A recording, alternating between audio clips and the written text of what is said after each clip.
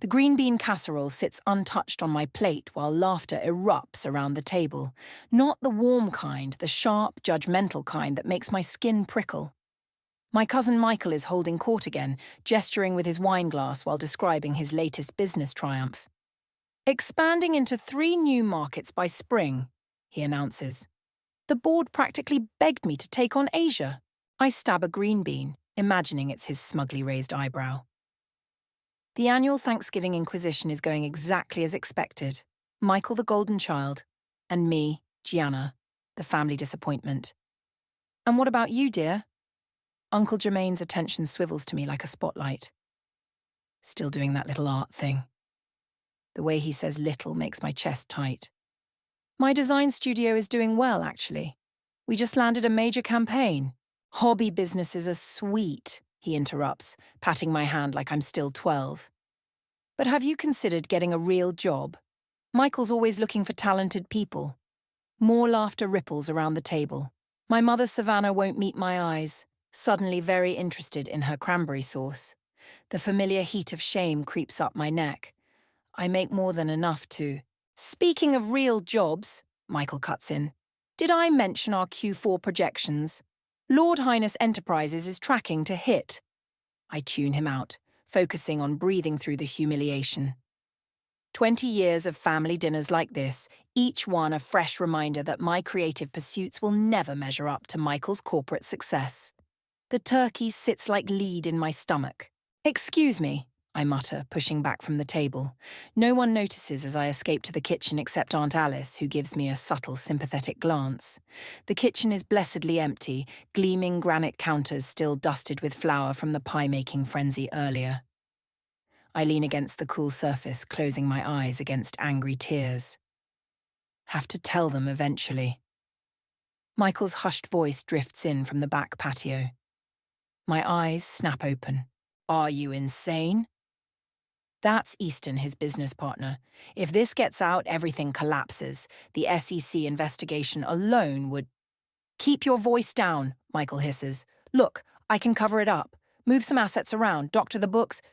It's fraud, Michael. The company's bleeding millions and you're lying to everyone. Your family thinks you're some business genius when really... The sliding door squeaks and their voices fade as they move further into the yard. But I'm frozen, heart pounding, mind racing. The perfect, successful Michael is a fraud? The family golden child is running a financial house of cards? A laugh bubbles up in my throat, slightly hysterical but also deeply, darkly satisfied. All those years of condescension, of being compared to his real success. All while he was building his empire on lies. Gianna? My mother's voice makes me jump. The pies need cutting. Coming, I call back, but I'm already plotting. Knowledge is power, and for the first time in 20 years of Thanksgiving dinners, I finally have some over Michael. The question is, what am I going to do with it? I smooth my dress and pick up the pie server, a smile playing at my lips. This year's dinner just got a lot more interesting. The November wind bites at my face as I step onto the back patio, but I barely feel it. My mind is still spinning from Michael's conversation, replaying every smug comment he's ever made about real business acumen. Fraud. The word tastes delicious on my tongue. My phone buzzes, Amara calling. I let it go to voicemail, not ready to process this with my voice of reason just yet. She'll tell me to be careful, to think it through. But I've spent years thinking while Michael steamrolled over my dreams. Needed some air too. I startle at Aunt Alice's voice. She's settled into one of the patio chairs, wrapped in her signature cashmere shawl, reading glasses perched on her nose as she studies me. Just processing dinner conversation, I say carefully. She removes her glasses. I saw your face when Jermaine started in on you. That man never learned the difference between criticism and cruelty. I sink into the chair beside her, the metal cold through my dress. Did you know Michael's company is in trouble? Her pause is slight but telling. What makes you say that? I overheard him and Easton. It's bad, Alice. Like criminally bad. The words tumble out before I can stop them. He's been lying to everyone. And you're thinking of exposing him. It's not a question. Wouldn't you? After everything? I think, she interrupts gently, that you need to ask yourself what you really want. Revenge, justice, or just for them to finally see you. The door slides open before I can respond. Michael steps out, phone pressed to his ear. He freezes when he spots us. I'll call you back, he says quickly, ending the call. His eyes lock onto mine, searching. Enjoying the evening air? Immensely, I reply, holding his gaze. Just discussing business, actually. Fascinating subject. Colour drains from his face. Gianna. Michael, Drew calls from inside. Mum's asking about those investment papers. Michael's jaw tightens. We should talk later, he says quietly, then hurries inside. Well, Alice sighs. That was subtle as a sledgehammer. He knows I heard them, which makes this next part very dangerous. She leans forward. Michael didn't build his house of cards alone, dear. Drew's involved. So is your uncle, maybe others. My stomach drops. How do you know? I've watched this family a long time. Money flows strange paths. She stands, adjusting her shawl. Whatever you're planning, remember, when you pull one thread, the whole tapestry might unravel. She leaves me with that thought, the door clicking shut behind her. My phone buzzes again. Amara's third call. But now there's also a text from an unknown number. Heard you're asking questions about Lord Highness. I have answers. Meet tomorrow. Eastern. I stare at the message, heart pounding. This is it. My chance to gather real evidence, but Alice's warning echoes in my head. How many family members are tangled in Michael's web? And if I tear it down, who else falls with him? The patio light flickers on, casting my shadow long across the deck. Through the window I can see them all. Michael holding court, Drew hovering nearby, Uncle Germain laughing too loud. My mother still avoiding my eyes. I save Easton's number and type back one word. Where? The tapestry's coming down. I just hope I'm ready for what's underneath. The coffee shop buzzes with morning activity, but I barely register it. My laptop screen glows with dozens of tabs. Financial records, business registrations, news articles about Lord Highness Enterprises. I've been here since dawn, scribbling notes until my hand cramped. You look like you're planning a murder, Amara says, sliding into the seat across from me. Her concerned frown tells me this isn't just a casual coffee meet-up. Just research. I turn the laptop away slightly. Thanks for coming. 3 ignored calls and a cryptic text asking to meet, like I had a choice. She pushes a fresh latte toward me. Talk.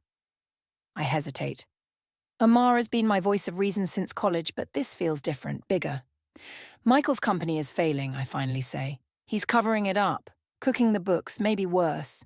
And you know this how? I overheard him at Thanksgiving. Plus, I glance at my phone. I'm meeting Easton in an hour. He says he has proof. His business partner, Easton, the one Michael trusts completely. Amara leans forward. Gianna, honey, this screams trap. Or he's covering himself before it all explodes. I turn my laptop to show her. Look at these stock transfers, the timing. Stop. She closes the laptop. What's this really about? Michael's fraud, or 20 years of your family treating you like you're less than? The question hits like a slap. Does it matter? He's breaking the law. It matters if you're risking everything for revenge instead of justice. Her voice softens. Remember the gallery incident? I wince. 2 years ago, I'd publicly called out a gallery owner who rejected my work, only to discover I'd misunderstood the situation. The embarrassment still stings. This is different, I insist. I have evidence. You have fragments and assumptions. Amara checks her watch, and apparently a meeting with someone who could either help you or destroy you. My phone buzzes. Easton confirming the location. An upscale bar, very public, smart. I have to know, I say quietly, even if it's a trap. Amara sighs but pulls out her own phone. Text me every 30 minutes. If I don't hear from you, I'm calling the police. Deal. I gather my things, but she catches my arm. Just remember who you are. The Gianna I know wants justice, not destruction. Her words follow me to the bar, where Easton already waits at a corner table. He looks nervous, fingers drumming against a manila envelope. "Wasn't sure you'd come," he says as I sit. "Almost didn't. Why are you doing this?" He glances around before sliding the envelope over. "Because in 3 months, everything crashes. SEC's already sniffing around. Michael's planning to pin it all on me." Inside the envelope, documents confirm my suspicions. And worse. Much worse. My uncle's signature appears repeatedly, and there's Drew's name on suspicious wire transfers. "Your aunt was right," Easton says quietly. It goes deep. My head snaps up. "How do you know about—" "Alice has been gathering evidence for months. She's the one who suggested I contact you." The betrayal hits hard. Alice knew everything, watched me piece it together and said nothing. Why me? My voice shakes. Why not go to the SEC directly? The family trusts you, even Michael. You can get closer than any investigator. Easton stands, dropping cash for his untouched drink. But decide fast. When Michael realizes I met you, he leaves the threat unfinished. I stare at the documents, mind racing. Alice chose me for a reason. But am I really ready to bring down not just Michael, but potentially half my family? My phone buzzes. Amara's safety check. But there's also a text from Michael. "Family dinner tomorrow. We need to talk." Game on. My mother's dining room feels smaller than usual, the walls pressing in as Michael sits across from me, his usual confidence wavering. The documents from Easton burn in my bag beside my chair. "I appreciate you coming," he says, studying his water glass. "About Thanksgiving." Save it. The ice in my voice surprises even me. "I know everything." His laugh is forced. "You don't understand business, Gianna. Sometimes things look—" Stop. I pull out one document, a falsified audit report. His face goes slack. "Want to try again?" The silence stretches until my mother's voice floats in from the kitchen. "Everything okay out there?" "Fine, Mom," we call in unison, then share a look that speaks volumes about years of family dynamics.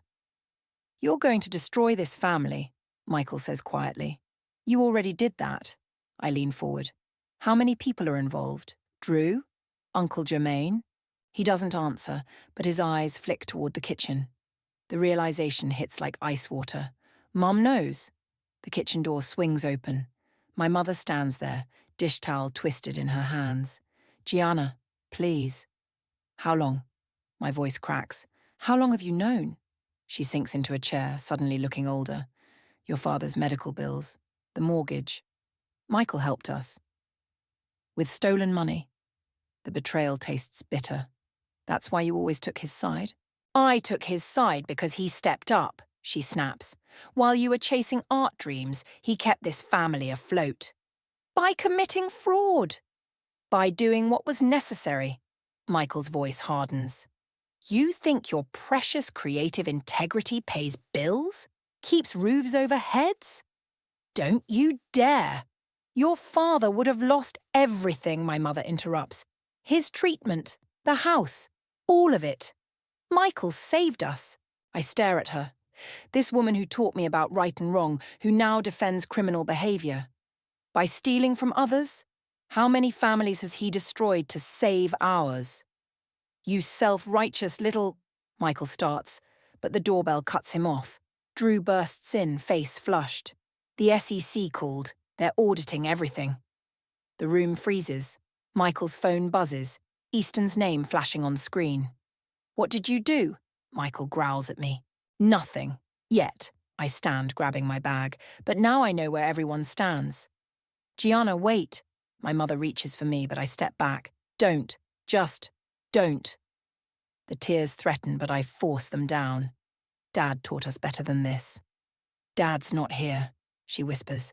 "We did what we had to." I look at them. Michael's barely contained panic, Drew's confusion, my mother's plea. Family. The word feels hollow now. "You have 24 hours, I tell Michael. "Come clean or I take everything to the SEC myself." "You'll regret this," he warns. I already do. Outside, the evening air does nothing to cool my anger. My phone buzzes. Amara asking if I'm okay. Then another text. Alice asking to meet urgently. A car slows beside me. Drew. Get in, he says through the window. There's something you need to know about Dad's death. My heart stops. What about it? Not here. His eyes dart around. Please, it's worse than you think. The smart move is walking away. But Dad's memory is the one clean thing left in this mess. If they've tainted that too. I get in the car.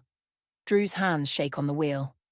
Michael's not the real problem, he says as we pull away. He's just the front man. The real money, the real power. It goes higher. How high? High enough to get Dad killed. Thunder rumbles overhead as Drew parks behind an abandoned strip mall. My heart pounds against my ribs, Dad's smiling face haunting my thoughts. The official story, heart attack during a business trip, never felt quite right. Show me, I demand. Drew pulls out a laptop. Dad found discrepancies in the company books, not just fraud, money laundering, international. His fingers shake as he types. He was going to report it. The screen fills with emails. Dad's name jumps out, along with dates leading up to his death. Then a name I recognize, Germain. Uncle Germain. My voice sounds distant. He was involved. He runs everything. Drew's laugh is hollow.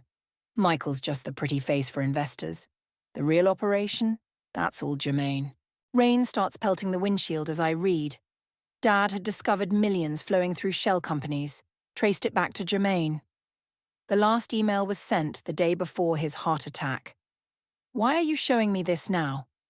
Because they're going to pin everything on Michael. Drew runs a hand through his hair. And he'll let them to protect Mom. What do you mean, protect? Headlights sweep across us. Drew curses, slams the laptop shut. Get down! He shoves my head below the dashboard as a black SUV crawls past. Drew, what the hell? They're watching me. His whisper carries real fear. Ever since I started asking questions about Dad. The SUV disappears around the corner. I sit up slowly, my whole body trembling. I have proof, Drew continues quickly, hidden where they can't find it. But I need help accessing it. Why me? Because you're the only one they underestimate. He grabs my arm, and because Dad trusted you most. My phone buzzes. Amara again, then Alice. Where are you? Urgent. I start, but Drew cuts me off. Think about it. Why does Germain always belittle your career? Why does he work so hard to make you feel small? His eyes are intense. Because if you ever look too closely, a second SUV appears in the rearview mirror. Time's up. Drew starts the car. I'll drop you 3 blocks from home. Don't tell anyone we met. Drew. Dad tried to stop them. His voice breaks. They killed him for it. Don't let them win. The drive is silent except for thunder and rain. My mind spins. Dad's death, Germain's empire, Mum's involvement. Every family dinner, every condescending comment takes on new meaning. Drew stops under a streetlight. Tomorrow night. The storage facility on 12th. Unit 247. He presses a key into my palm. Be careful who you trust. I step into the rain watching him drive away. My phone has 6 missed calls. Amara, Alice, Michael, Mom. 1 text from an unknown number. Back off or join your father. Lightning illuminates the street as I walk home, jumping at every shadow. The key feels heavy in my pocket. Dad died trying to expose this. Now Drew risks the same. But I have something they didn't. Everyone's underestimation. While they watch Drew, while they threaten and posture, I can move unseen. My phone buzzes again. Easton. SEC meeting tomorrow. Michael's planning something. Need to talk. I text back. Can't. Busy. Then I message Amara. Need a favour? No questions asked. Time to stop reacting and start hunting. Uncle Germain wants to play games. Fine, let's play. The storage unit's lock clicks open with a sound that echoes through the empty facility. Amara stands guard at the end of the row, texting our location to 3 separate people. Insurance, she called it. My flashlight beam catches dust motes as I step inside. 10 minutes, Amara whispers. Then we're gone. The unit is packed with filing boxes, each labelled with dates spanning the last 20 years. My hands shake as I find the one marked with the year Dad died. A car door slams somewhere nearby. "Hurry!" Amara hisses. The box contains exactly what Drew promised. Dad's real financial records, notes about suspicious transactions, names I recognise, and photos. My breath catches at one showing Jermaine with men I've seen in news stories about organised crime. Footsteps approach. Multiple sets. "Gianna," Amara's urgent whisper. "Someone's coming." I shove documents into my bag, heart pounding. The photos. "Well, well," Jermaine's voice freezes me in place. "Quite the family reunion." He stands in the doorway, Michael beside him. Behind them, Drew won't meet my eyes. "I'm sorry," Drew whispers. "They have Mom." The betrayal hits like a physical blow. "You set me up." "Of course he did," Jermaine steps forward. "Family loyalty, something you seem to have forgotten." "Loyalty?" I laugh, harsh and wild. "You killed Dad." "Your father made choices," Jermaine's voice hardens. "Like you're making now." "Gianna, run!" Amara shouts from somewhere, then a thud and silence. "Don't worry, she's just taking a little nap." Jermaine smiles. "Now, hand over the bag." "Go to hell." I back away, clutching the evidence against my chest. "Always so dramatic." He sighs. "Michael, explain to your cousin what happens to people who don't cooperate." Michael steps forward, face twisted with something like regret. "They end up like Uncle James. Heart attacks, car accidents, tragic suicides." "You're all monsters," I whisper. "We're survivors." Jermaine reaches for my bag. "Last chance." A security light sweeps past the unit, illuminating us all in harsh white. In that flash, I see everything clearly. Drew's fear, Michael's resignation, Jermaine's cold certainty. I see Dad choosing truth over survival. My hand finds the pepper spray in my pocket. "You're right," I say quietly. "Last chance." The spray catches Jermaine full in the face. His scream echoes as I slam the bag into Michael's throat, ducking past them both. Drew grabs for me, but I'm already running, adrenaline drowning out their shouts. Amara lies crumpled by her car. I haul her up, keys fumbling in my shaking hands. "Come on, come on." The engine roars to life as footsteps pound closer. I floor it, tires squealing. In the rearview mirror, Jermaine's figure grows smaller, but his voice carries. "You're dead. You hear me? Dead like your father." Amara stirs as we hit the highway. "Did you get it? Everything." My laugh verges on hysteria. "And now they'll kill us both." "No." She sits up, wincing. "Now we kill them first." Metaphorically speaking. My phone buzzes. Alice. "Don't go home. Come to me. I have what you need." Then another text from Mom. "I know what really happened to your father. Please let me help." Rain starts falling as we speed through the night. The evidence in my bag could destroy Jermaine's empire. But he has Mom, and decades of practice making deaths look natural. "Where to?" Amara asks softly. I think of Dad's courage, of Drew's betrayal, of all the family dinners heavy with secrets. "Alice," I decide. It's time to end this. The thunder sounds like applause as we race toward whatever waits ahead. No more running, no more hiding. Tomorrow the truth comes out. All of it. Alice's hands are steady as she pours the coffee, but her voice shakes. "The SEC is meeting in an hour. Once we release these documents." "I know." I watch steam rise from my untouched cup.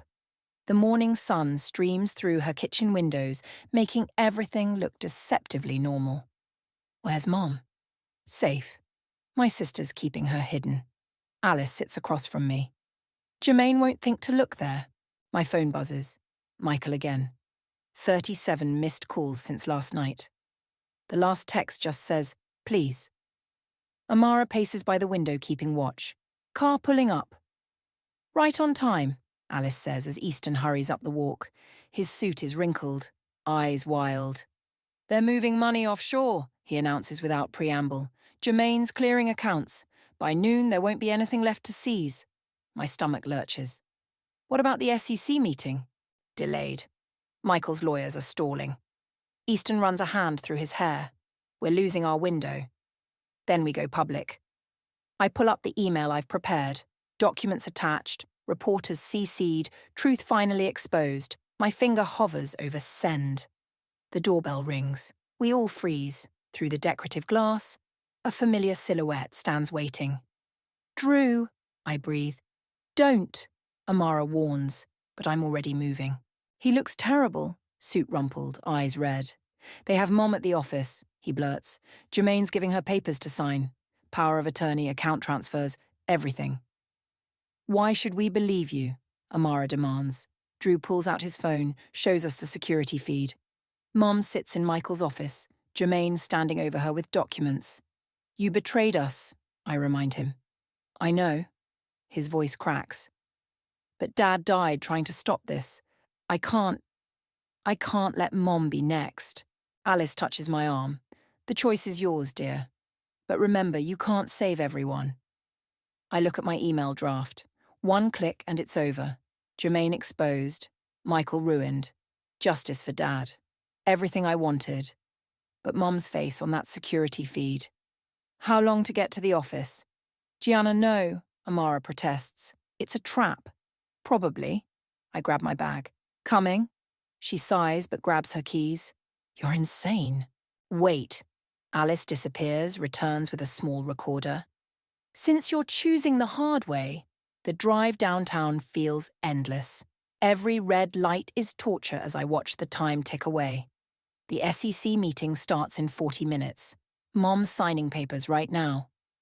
You know, Amara says quietly, your dad would be proud. The words hit harder than any betrayal. Lord Highness Enterprises looms ahead, all glass and steel. Drew leads us through a service entrance, up emergency stairs. My heart pounds with each floor. Ready? He whispers outside Michael's office. I think of Dad's courage, Mom's fear, 20 years of family dinners heavy with lies. No, I say, and push open the door. They all freeze. Jermaine mid-sentence, Michael by the window, Mom clutching papers with trembling hands. Get out, Jermaine snarls. No. My voice is stronger than I feel. Mom, don't sign anything. You don't understand, she starts. I understand everything. I pull out my phone, start broadcasting live, and so will everyone else. Jermaine lunges, but Drew blocks him. Michael steps forward, then stops as Amara raises her phone too. Last chance, I tell them all. Truth or consequences. Thunder rumbles outside as I stare down my family, Dad's memory burning bright as a torch. Time to finish what he started. The silence after a storm always feels heavy. Empty coffee cups litter the conference room table, suit jackets draped over chairs. Outside, the sun breaks through clouds, painting the aftermath in harsh light. Sign it, the SEC investigator says, sliding another form toward Jermaine. His handcuffs clink against the table as he scrawls his signature. Michael sits stone-faced beside his lawyer, tie loosened, defeat etched in every line. Ms. Rogers? The investigator turns to me. Your statement's complete. You're free to go. But I stay, watching Jermaine. He finally meets my eyes. You really are your father's daughter, he says quietly. I know. I stand, gathering my things. That's why I won. In the hallway, Mom waits with Alice. The bruise on her wrist where Jermaine grabbed her is darkening, but her spine is straight. Drew's giving his statement now, she says. About everything. About Dad. About years of cover-ups and threats. About choosing survival over truth until the weight became unbearable. I'm sorry, she whispers. I should have been stronger. You were surviving. I touch her arm. But now we can live. My phone buzzes. Amara sending the first news headlines. The stories breaking across all channels. Lord Highness Enterprises collapse. Jermaine's arrest. The years of fraud and worse. Gianna? Michael stands in the doorway, lawyer hovering anxiously. Can we talk? Mom squeezes my hand before stepping away with Alice. I'm going to prison, he says simply. Yes. I never wanted... He stops. Starts again. I knew about Uncle James. Your dad. I didn't stop it. No, you didn't. But you did.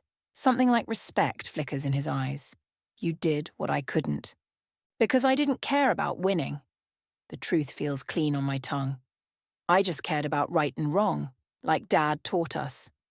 His lawyer clears her throat. Time to go. Michael straightens his tie one last time. Your little art thing, he says. It's not so little anymore, is it? I think of my studio, my clients, my vision that never needed their validation. It never was. He nods once, then lets his lawyer lead him away.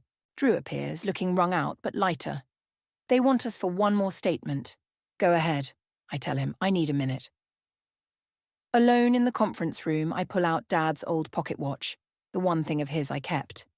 Its familiar weight grounds me as voices and footsteps echo down the hall. My phone lights up, Amara sending a photo from that last Thanksgiving dinner. Everyone smiling, secrets heavy in the air, the last time we'd all pretend.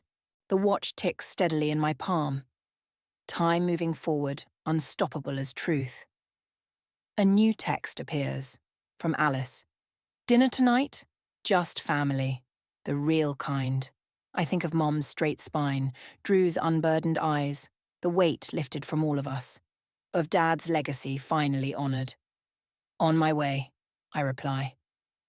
Outside, the storm clouds have cleared completely. I pocket the watch and step into the sunlight, leaving the conference room's shadows behind. Some families are built on lies, others on love. But the strongest? Those are built on truth no matter the cost. I head home to mine.